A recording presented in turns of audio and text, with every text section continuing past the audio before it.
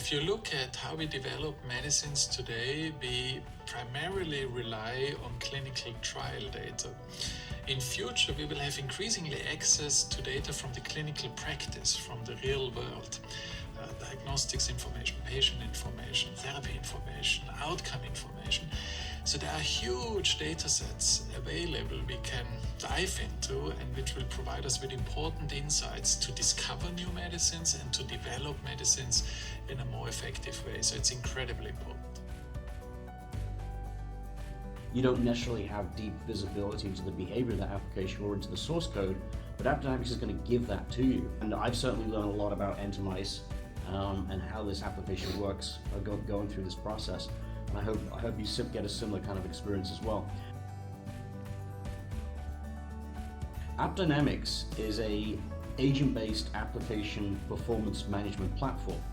And you can see here in this unified view, you can see from the infrastructure, the databases and the applications all the way through to the browser, and we can correlate transactions as they flow through this hierarchy of components in your architecture.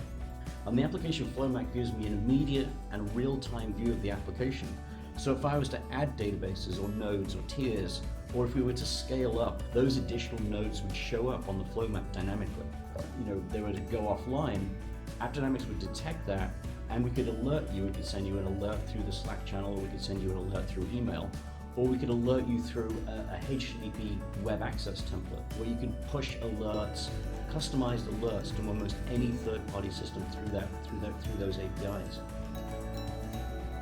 So let's take a closer look at what EntimICE looks like when we drill down into this application. We're automatically detecting that entry point into your application, and we're correlating that transaction through these different components. So what AppDynamics is doing with all the transactions that are coming into your application is we're scoring them. And on the right-hand side here, I have the transaction scorecard. And you can see here, for example, with the EntimICE login transaction, a user has come into this application, they've clicked on login, and I can drill down to this business transaction because it's got a high rate of errors. And for example, in this login transaction, there was an exception that was thrown when a user came to log into this application.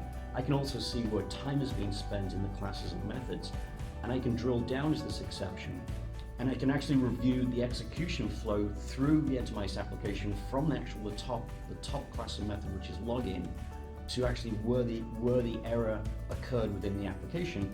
And again, EntimICE being an application very heavily based on RMI calls, there was an exit call to a web access server, and that returned the exception in this particular case. So what that's allowed me to do is to take a very high level of AppDynamics, the application flow map, the business transactions. I can very quickly see the health of those business transactions. I could have been alerted on the fact that there's a high rate of login errors in this application during this time period, and I could have come in through an alert via Slack or an email system. I can use this information to quickly hand off to the right team in your organization that we're having a high rate of login failures.